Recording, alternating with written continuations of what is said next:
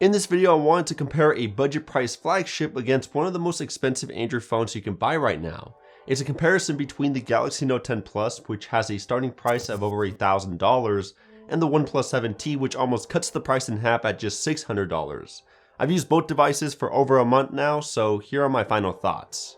Now, when anyone mentions a Galaxy Note device, the first thing that pops into my head are big, feature-packed, and a stylus. Those have been the main selling points for the Note, and this year the Note 10 Plus has been no exception. It's bigger than ever with a 6.8-inch display, Samsung's One UI layered on top of Android 9, which comes with plenty of exclusive software features, and the S Pen is still there with a few new bells and whistles. When anyone mentions a OnePlus device, I think of fast, head-turning features, and a community-driven focus. The OnePlus 7T almost gets it right this year. It's still extremely fast, it has plenty of software features asked for by the community, and top-of-the-line specs, but it falls a bit short in providing any head-turning features. In my opinion, the Note 10 Plus is the head-turner this year, especially with the new colorful back, which they call Aura Glow. You can practically see every color in the rainbow with this model. The 7T, on the other hand, comes with a blue or a gray color that looks nice and also changes from light to dark under different types of lighting, but the giant camera module on the back just makes the device look unattractive. The Note 10's cameras have a more subtle look since they're arranged in a line and are off to the side. If you get the OnePlus 7T Pro, you can avoid the large camera module, but unfortunately, if you live in the States, you can't purchase it yet. It'll be released later on through T-Mobile as a 5G McLaren version. So the design on the 7T isn't that great, but it is much more comfortable to hold since it's not as large or boxy. It's not a problem to use this phone with one hand. One UI on the Note 10 also tries to curate to one-handed use, but there's no doubt that you'll still have a hard time using the Note with just a single hand. Lastly, I did want to throw this in there, both phones don't have a headphone jack. Yeah. But they do both have a visible front-facing camera on the screen. The 7T comes with a water drop notch, which some people aren't too happy about since it seems like a step back from the bezel-less display found in the 7 Pro. I tend to agree with that claim, but the notch isn't that bad. I still prefer the Note 10's hole punch cutout though, since it's a bit smaller than the 7T's. You can even embrace it with a few customized wallpapers. When I sit back and watch Netflix or YouTube, I prefer using the Note 10's display. It's better in almost every aspect. It's bigger, has a higher resolution display, and has a more accurate color reproduction. However, the 7T's screen can get just as bright as the Note 10's display, which is impressive and great for when you're outside. And it has something that the Note 10 doesn't have, a 90Hz refresh rate. It's hard to go back to 60Hz once you tried 90 since everything just feels a lot more fluid. So when I'm not watching something, I prefer the 7T's display for scrolling through my socials, playing games, or working with other everyday tasks. There's definitely an advantage to each phone though. Do you prefer quality, or would you much rather have a smoother feel when using the phone? When it comes to the battery, you won't have such a hard time choosing between the two because the Note 10 Plus is just the better option here even when it comes to charging speed. It's got a bigger capacity at 4300 mAh while the OnePlus 7T only has 3800. The 7T gave me a screen on time of around 5 hours while the Note 10 Plus lasted around 6 to 7. Both devices can easily last the entire day, but you'll have a lot more juice left at night with the Note. The Note 10 Plus can even charge faster than the OnePlus's Warp Charge 30T if you choose to purchase Samsung's new 45-watt charging brick. It doesn't come in the box, which is a bummer, but you still have that option. Still, that's not to say that the charging mechanism on the 7T is that much slower. It can charge the battery back up to 70% in just half an hour, which is really impressive. When comparing the software, this really comes down to personal preference. If you prefer a device that has no limitations on the software side and can do things that most other phones can't, then One UI on the Note 10 Plus is the phone for you, especially with the addition of the S Pen. I don't want to get into every little thing that One UI can do, but for starters, you can do things like customize the entire interface by using the Samsung theme store, or download an app called Good Lock from the Galaxy Store to change the look of the lock screen, recents menu, quick settings panel, and more. You can pull down the contents of any screen within the settings or a Samsung app for easier use with one hand. There's a feature called Edge Lighting, which provides neat animations whenever you receive a notification, which you can customize as well. You got the classic Edge Panels feature to quickly bring up any of your favorite apps, weather info, messages, favorite contacts, and more.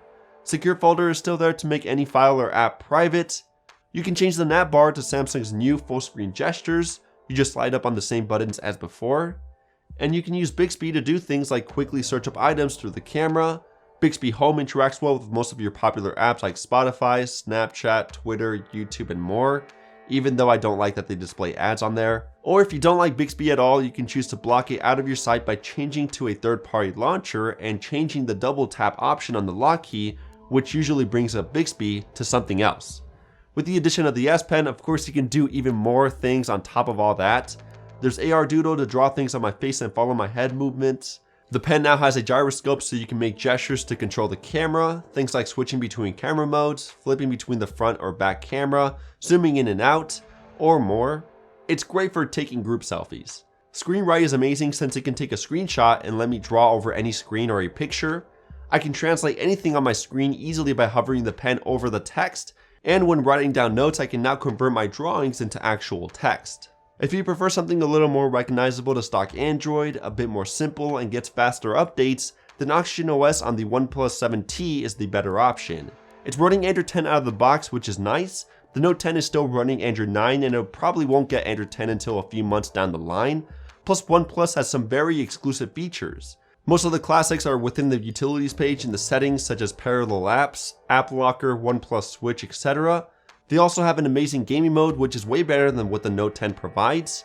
Plus you can still customize the interface quickly within a new menu in the settings called customization, which has a few more options now. There's also Zen mode to lock myself out of my phone for a set amount of time to avoid distractions. You also have screen off gestures to open different apps or control your music player without turning on the screen. Oxygen OS 10.0 provides Google's new navigation gestures, which feels a lot more intuitive than what Samsung provides. It's a lot like gestures on iOS. If you're used to those, I can get enough of the new way to go back by just swiping on the left or right edge of the screen. You get the point, both have extremely different software, each with its own advantages. You just have to choose the pill that's right for you. When it comes to sheer speed, the OnePlus 7T is way faster than the Note 10 Plus. With a more powerful chipset, a less cluttered UI, 8GB of RAM, and a 90Hz display, this thing just flies. Everything from loading apps, scrolling through feeds, animations, and transitions are all just a bit faster and smoother on the 7T. It's really impressive how OnePlus still manages to outshine some of the big smartphone operations at the top of the market in terms of speed. Even unlocking the phone on the 7T is a bit quicker. The in-display fingerprint sensor on the 7T doesn't unlock that much faster than the Note 10, but it still recognizes your touch a lot better. It's still nice on the Note 10 Plus to have the option to push right where you know the sensor is without tapping or turning on the phone first. But when it comes to face unlock, the 7T just knocks the Note 10 out of the park, unlocking much faster and recognizing you a lot better in both good and bad lighting. For those of you who care about the cameras, I prefer the Note 10's rear sensors. Both phones include a main lens, ultra wide, and a telephoto, the perfect combination to capture any scene that's in front of you. The Note 10 does have a wider lens and it has OIS on the telephoto camera. The OnePlus 7T doesn't have that. When it comes to the photos, both phones do a great job of providing a well-detailed image with vivid colors. The 7T does increase the contrast a bit in the post-processing and expresses the shadows immensely. For that reason alone, the photos taken on the Note 10 will give you a more accurate representation of the current scene.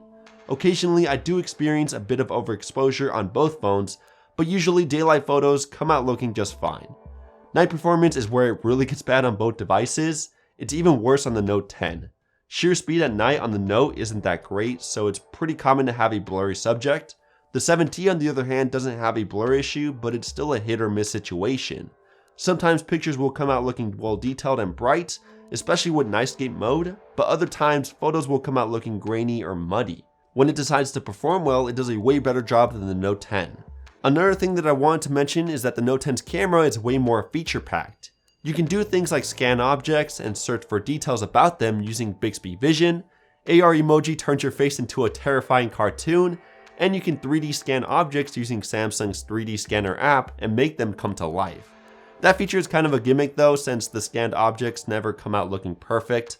My new favorite feature is live focus video. It basically changes the background of your main subject, such as turning it into black and white, turning the lights into giant circles, or even having a glitchy effect. When it comes to general camera performance, the Note 10 does a way better job of producing natural results during the daytime. It has way more camera features and has a better ultra wide and telephoto lens.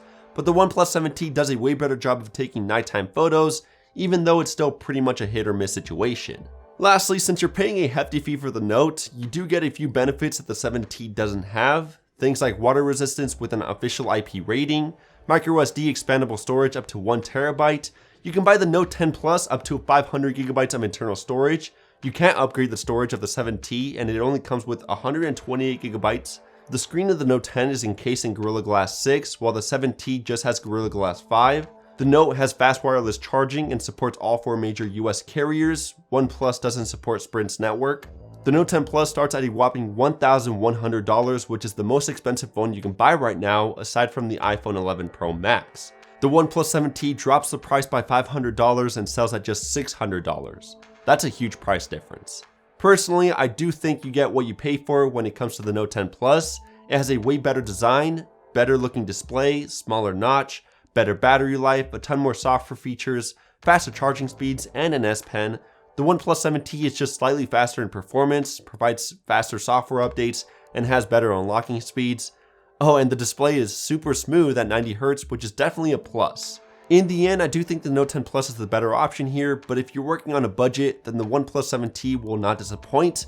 If you live outside the US and you're still not impressed by the Note 10's price tag, then the OnePlus 7T Pro is also worth considering at just around $700. There's also the older OnePlus 7 Pro, which is still sold in the US and it's just $70 more than the 7T with a very similar experience. It's a great phone. It even comes with a better looking display and a pop-up camera. Anyways, that's my comparison of the Galaxy Note 10 Plus and the OnePlus 7T Pro. If you guys enjoyed this video, give it a huge thumbs up, get subscribed with the notification bell turned on so you don't miss out on any future comparisons, and I'll see you guys in the next one. Peace.